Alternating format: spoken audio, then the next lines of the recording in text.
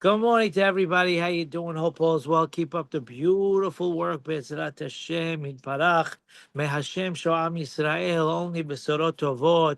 He should protect Am Yisrael. And we say it every day. We'll say it again. Hit that red button, not the Diet Coke button, but the Mashiach button. Be'ezrat Hashem. Then the soldiers will come home. The hostages will come home.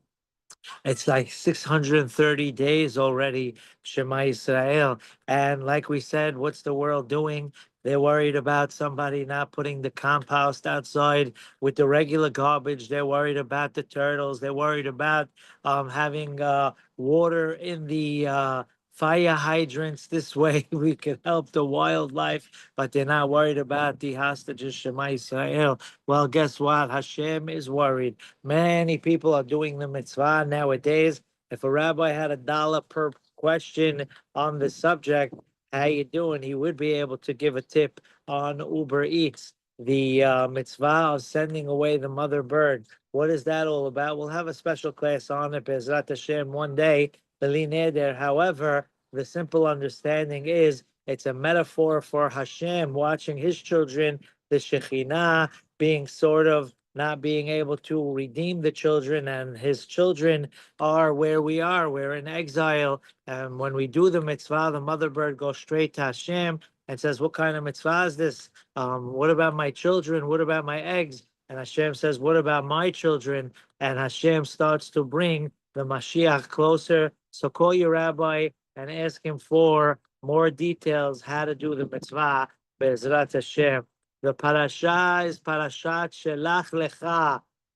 Maybe this parasha will be turned around this week with the coming of the Mashiach, because we were supposed to go to Eretz Yisrael. We were 3 days away from going into the Holy Land with Moshe taking us out of Egypt. We were in the desert, and now it's time to get to Eretz Yisrael. And then, unfortunately, the people messed things up, and now we hope we're fixing things up by learning and giving tzedakah and doing and praying and all the beautiful things that we do. So we always give the example. Imagine a child comes home from school. In the old days, they in Wisconsin today, they run straight to the video games. But in the old days, they didn't really do that. There were no video games back then.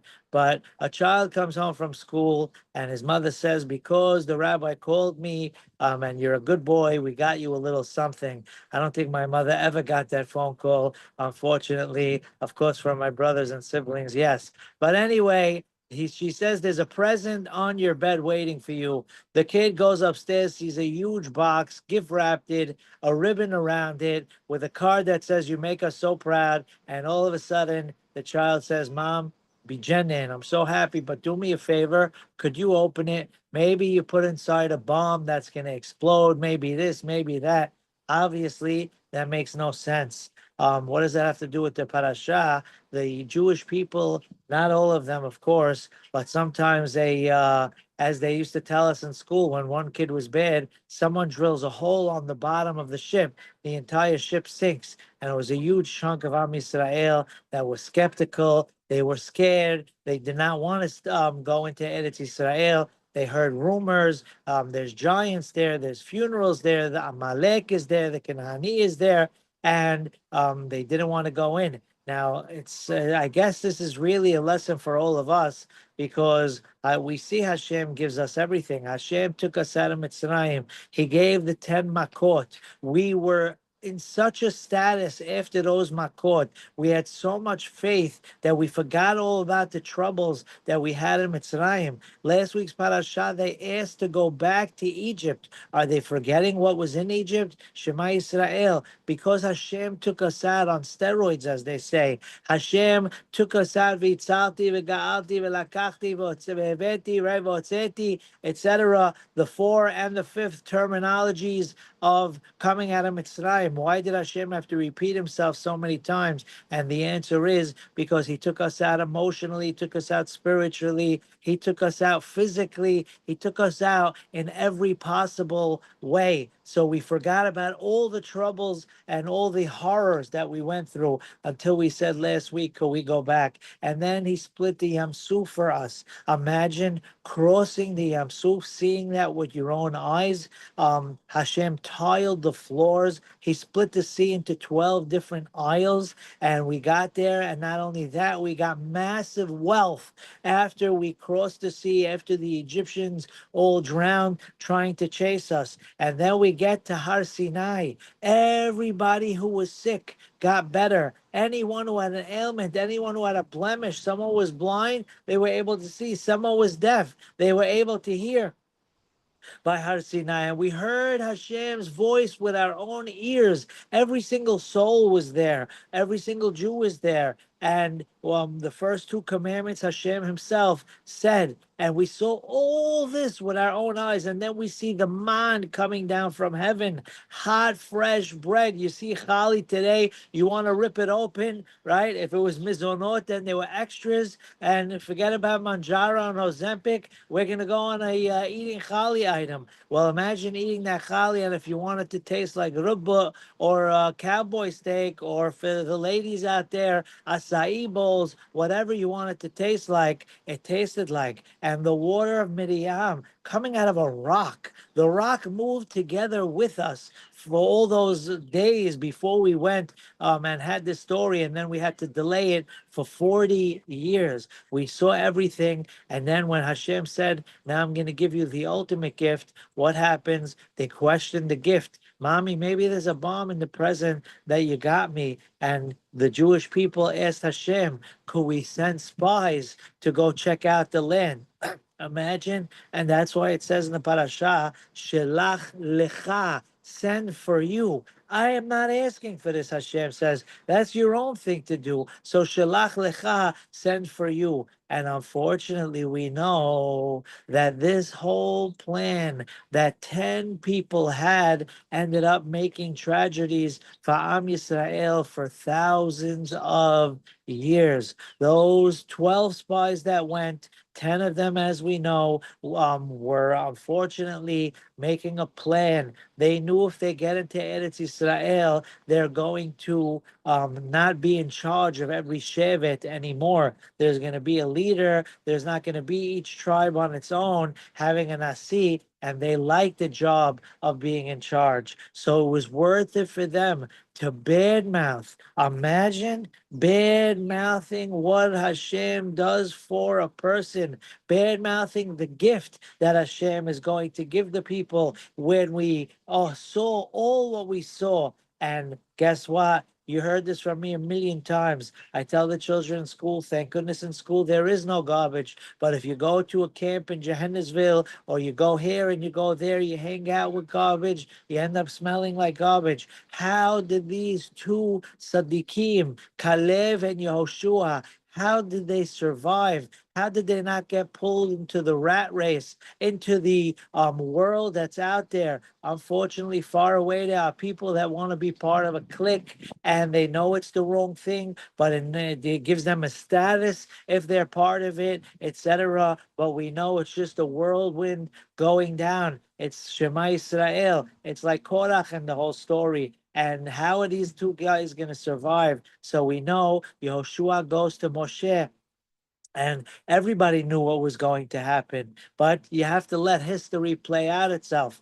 and you can't get involved. We know there's something called Bechira Chofshit, and Yoshua goes to Moshe, and what do? And Hashem added the letter Yud to Yoshua's name. We know in the story of Sarai Menu, her name was Sarai, and the Yud tells Hashem, you're taking me off of Sadeket's name. Hashem took off the Yud and put a He. And Hashem tells, now when we hear that the Yud came to Hashem, what does that mean? We know in charge of every single thing in this world, there is an angel in charge of everything except for 3 items, as we know. And when we hear in the midrashim that the mountains were all saying Hashem's going to choose me to give the Torah. When we hear the ocean had a conversation with Hashem, should he split? Should he not split? What does that mean? When we read Perek Shirah and we hear what all the creations make, they make say a pasuk. What they say during the day, what does that mean? They're actually saying it? No, the angels that are in charge of these items are who's saying it, and the angel in charge of the letter Yud tells Hashem, "You left me on the name of a tzaddiket, and now you're taking me off." And Hashem says, "Well, guess what? I'm going to put you on the front of a tzaddik's name. Right now, you're at the end of a tzaddiket's name. I'm going to put you on the front." And his name used to be Hoshea, and then Hashem changed it to Yehoshua, and that's why it says we call him Yoshua bin Nun. What does that mean, bin Nun? We say Ben, Mashiach ben David. What does bin Nun mean? And the answer is our rabbis tell us that two of the dots from the nikudot, there's a segol underneath the word ben. However, Yoshua, the yud at the end of Sarai, had no nikudot and it had no dots, and therefore Hashem needed to put a sheva underneath the yud of to make it Yehoshua. So he took two dots and he put it underneath the yud, and now from a segol you left with only one dot, and therefore his name is Yoshua bin Nun. That's what Hashem had to do to to protect Yehoshua. And you could only be protected if that's what you want, and that's what you cry for, and that's what you fight for. If someone doesn't fight for something, then they can't be protected from being pulled down in the whirlwind of these evil people that make those plans. What did Kalev ben Yefuneh do? Kalev, the second they went into Eretz Israel, he went straight to Hebron.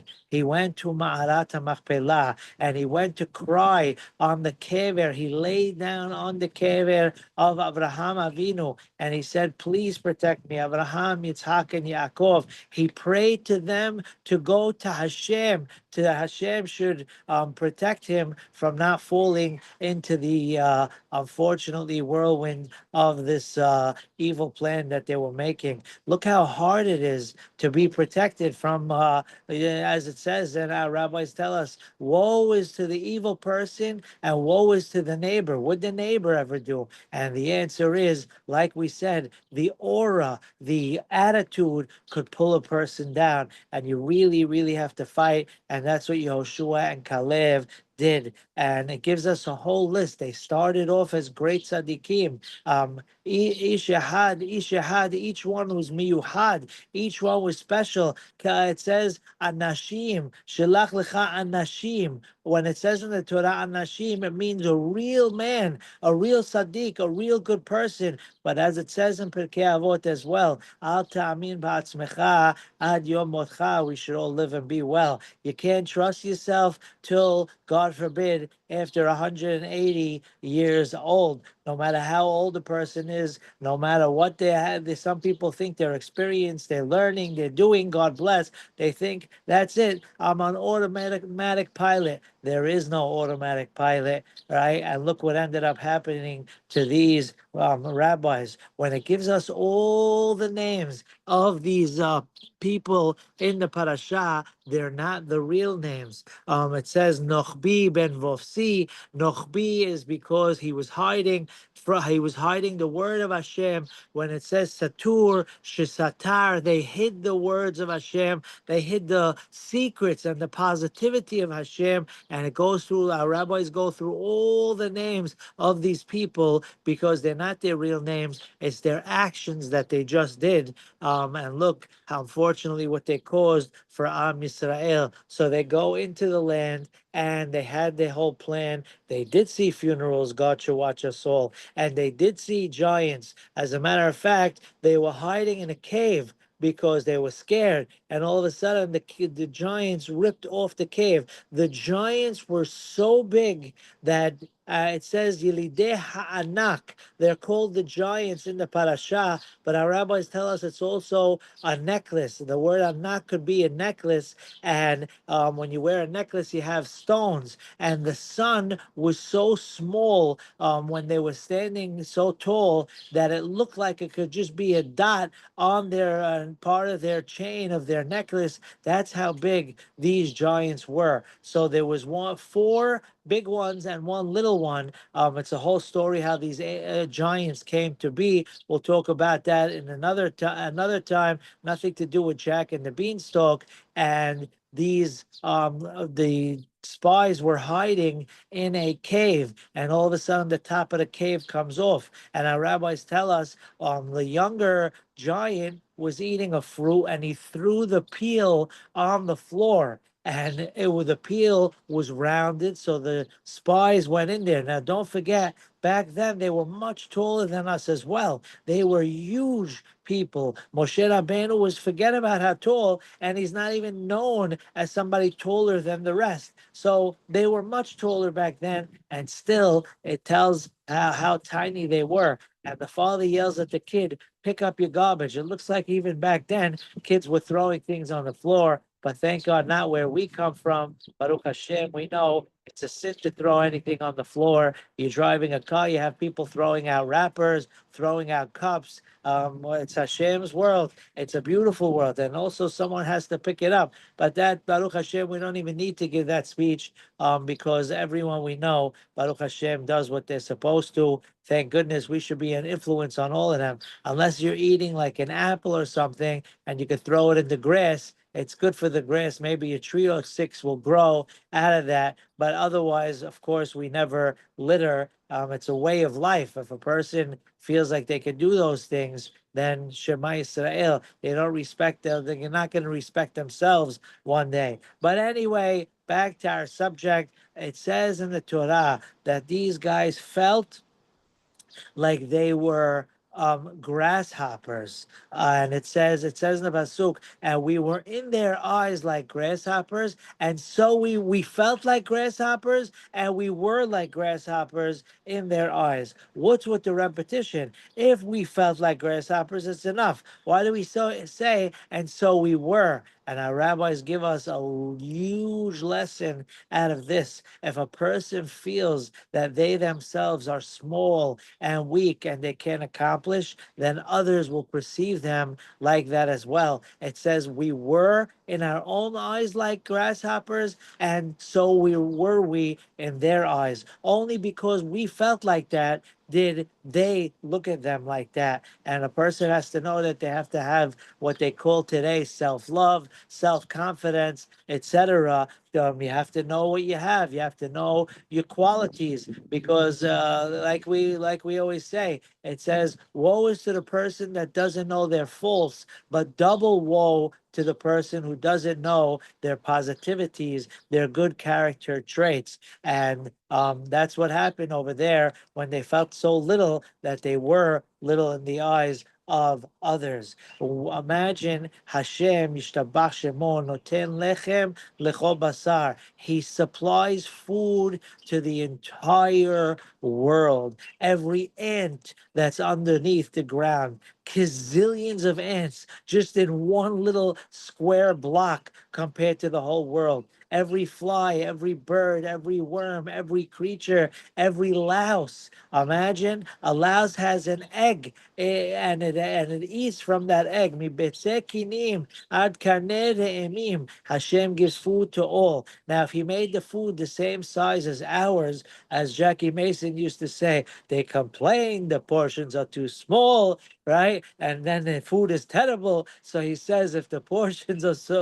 food is terrible, why do you want more of it anyway? But anyway, if the portion was small for the giant, how are they going to eat a grape the size of our grape? And Hashem made for them big, huge fruits. Yishtabach Shemo La'ad. We know the famous picture of the spies carrying the cluster of grapes. Guess what? It wasn't two. In the picture, there's two. There were 8 spies carrying one cluster of grapes. If we said they were strong and they were tall, and they weren't like hekeshi. You look at a God should protect our soldiers and our people. You look at a picture of a soldier that's 18 years old today, and you look at them in the Six-Day War when they were 18. You can't even compare. As the years go down, they're less strong, etc. And God should keep us all safe. But anyway, it was 8 back then of these huge guys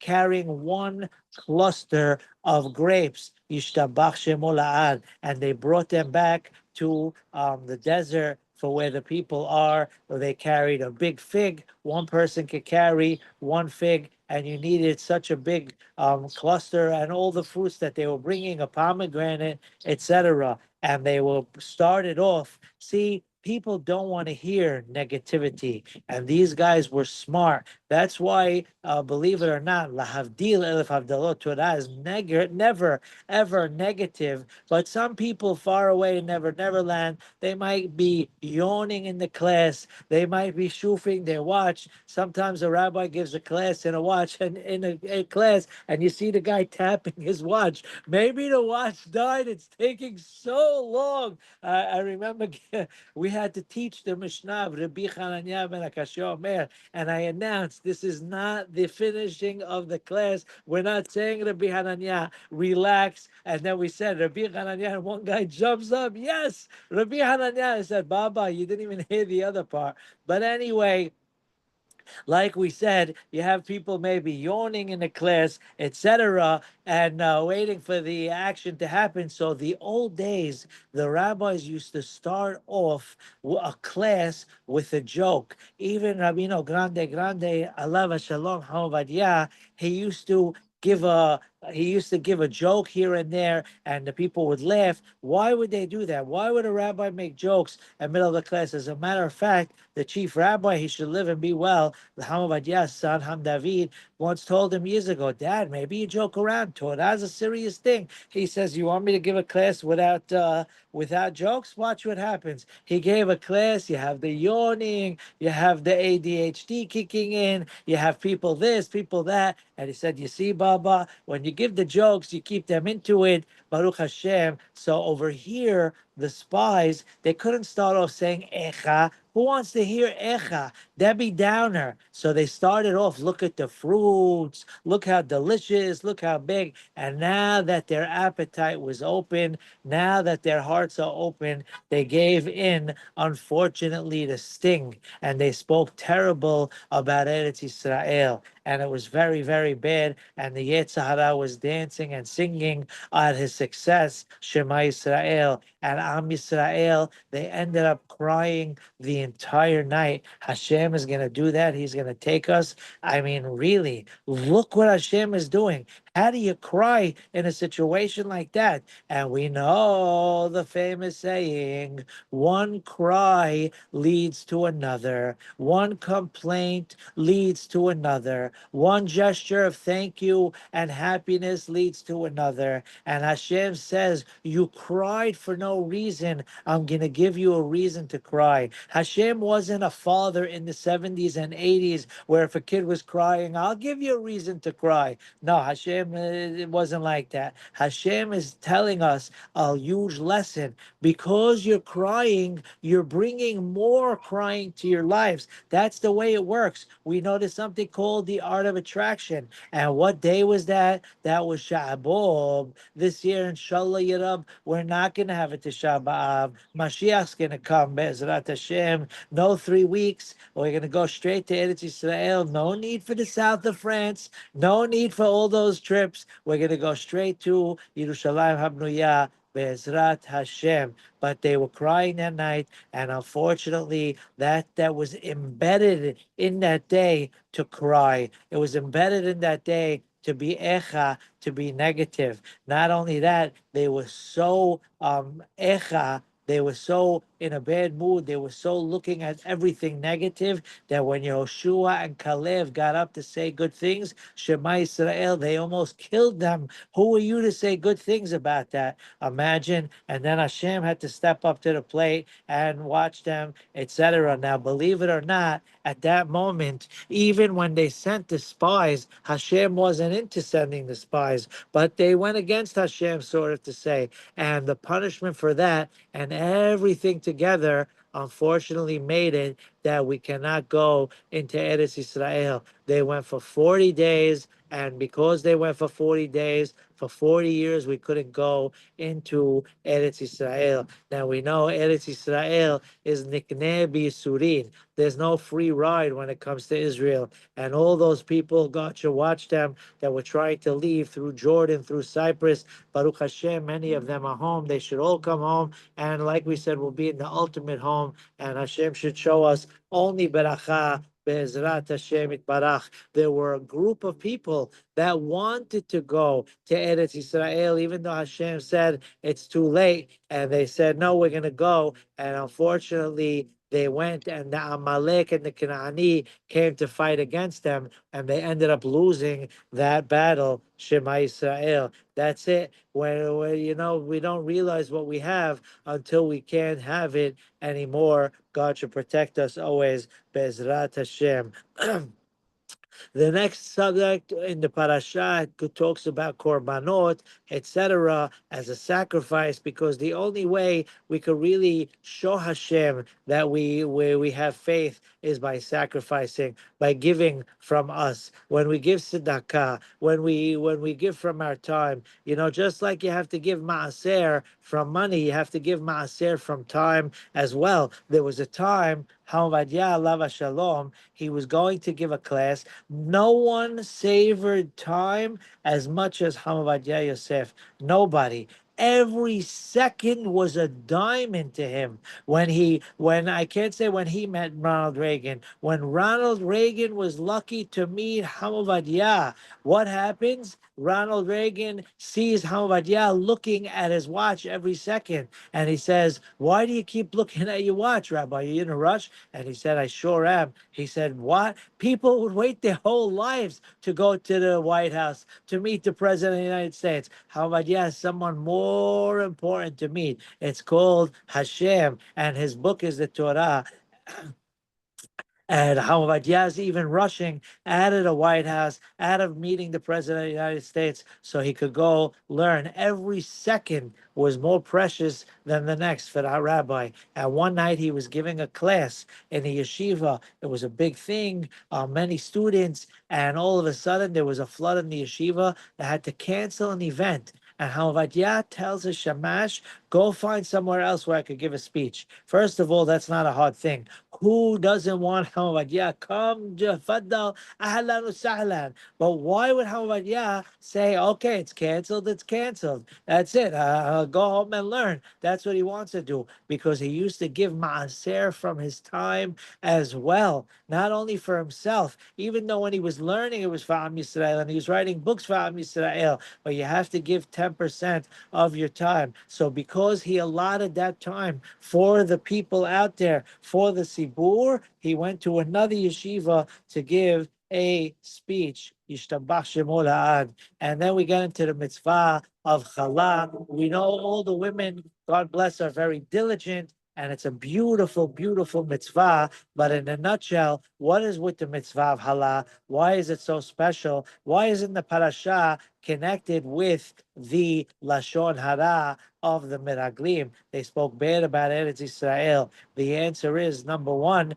first of all, we have to remember the end of last week's parasha is with the lashon hara on her level of Miriam and Neviah. Whenever we have parashiyot connected, there's always a connection why one subject is next to the other. And Miriam spoke, the Meraglim spoke, and then we get to the subject of Halah. And as we always say, The challah is a miniature world. The flour is like the sand of the world, the dirt of the world. The water that we make bread with is the water of the world. The fire, these are the elements of the world, the baking it. And then the yeast is the wind, is the air that's in the world that makes it airier. The challah makes it rise, and those are the four elements. And we're fixing the entire world, that the darkness was brought by Hava, and in this week's parasha, of course, unfortunately, by the Meraglim. They spoke bad. Their punishment in front of all of Am Yisrael was pretty nasty. If you're eating breakfast now, or you're having a little maza snack, put down the kibbeh for a moment, and because this is a roughie. If you have any children around, tell them to go get you a tissue in the meantime. But anyway, one time a kid couldn't get the hint. I'm like, go get me a tissue. I said, there's a tissue right in front of you. No, this one hurts my nose. Go get another one. But anyway, because they spoke bad, our rabbis tell us their tongues stretched to the ground. It got stuck to the ground. Worms came out of the ground and went up there and ended up devouring their entire body because of what they did for Am Yisrael. Does anyone like the Shabbat? Does anyone like the destruction of Beit HaMikdash? All that happened on this day because they caused the Jewish people to cry on this day. So the Chalak comes to fix up the whole story, that they brought negativity to the world. And by bringing Challah, we're fixing the world. We're making the world a better place. The next story in the parasha, there's always a lot to talk about. We wish we had time for all of it, but Bezat Hashem, when you go to your local classes in the synagogue on Shabbat, tomorrow is a long day. You could pray early, do your thing, take a nap, have lunch, etc., and then come to classes afterwards. Bezrat Hashem. So anyway, there's a story in the parasha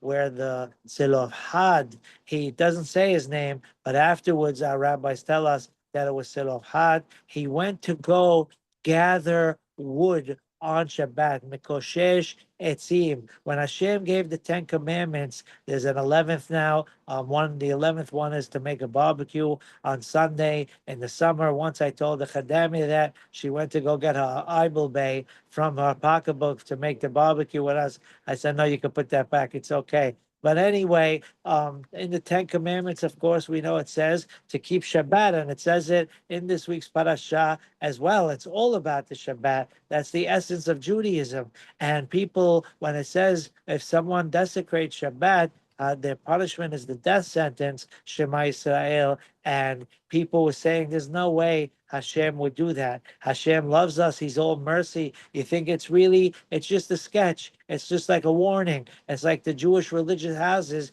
that have a picture of a dog, a Doberman pinscher on their front door. It says, beware of dog. And that is not even a goldfish in the house, right? So maybe it's just a warning to scare the people. And he wanted to show that Hashem means business. He went to go be Mahalel Shabbat on purpose. Do not try this at home.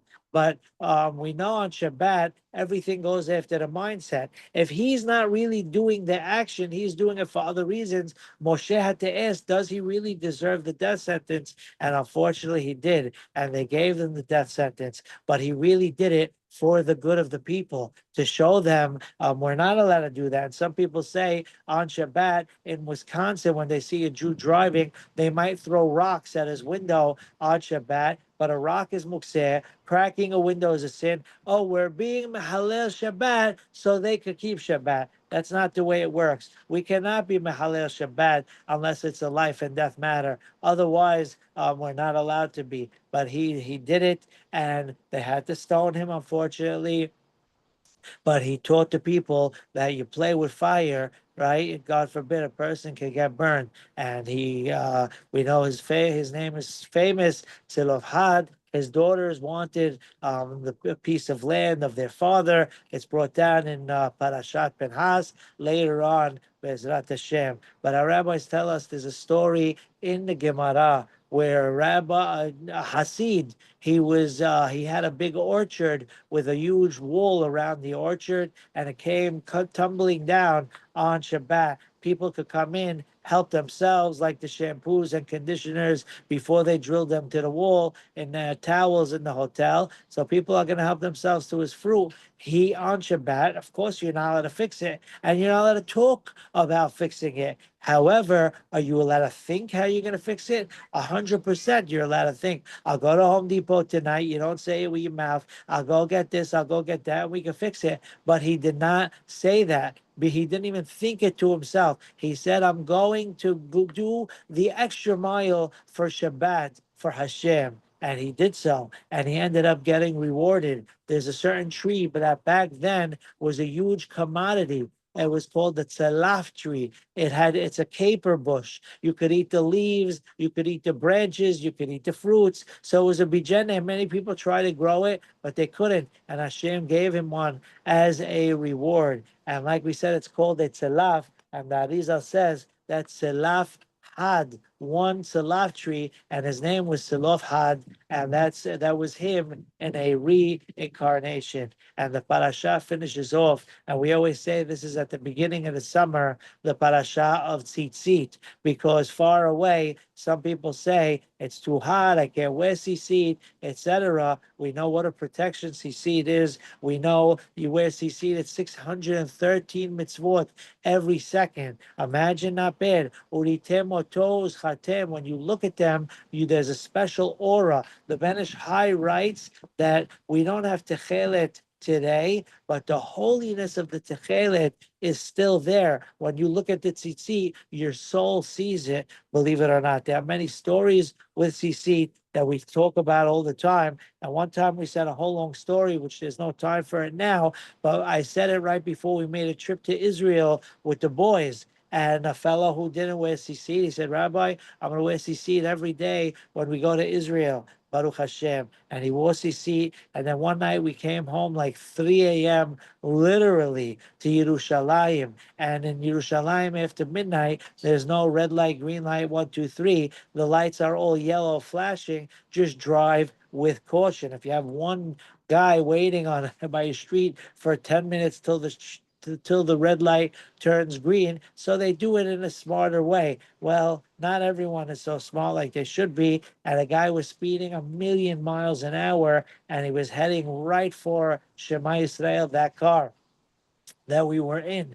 And not only that, but the fellow that was sitting by the door in the back by the window, that's where the fellow that was speeding went through, and he didn't, Baruch Hashem, and he ended up hitting the brakes, and he made skid marks more than the wheelies on Ocean Park. Hashem should protect us all. And he stopped about this close away from the car. Thank you, Hashem. Baruch Hashem. Yishtabach Shemo. He should always protect us and watch us. And we should always say Mizmor L'Todah when we have these kind of stories. But he accredited it to wearing tzitzit. So sometimes when they can't wear tzitzit, the children, etc., there's more awareness. And that's why, it's not why, but I'm sure it's one of the million reasons that Hashem has that we read it in this week's parasha to get ready for the summer, to always wear tzitzit. Be'ezrat Hashem. I hope everyone has the greatest day. Good things always. Shabbat shalom. Keep up the excellent work. Besorot tovot. Yeshuot v'nehamot. All the best. Bye.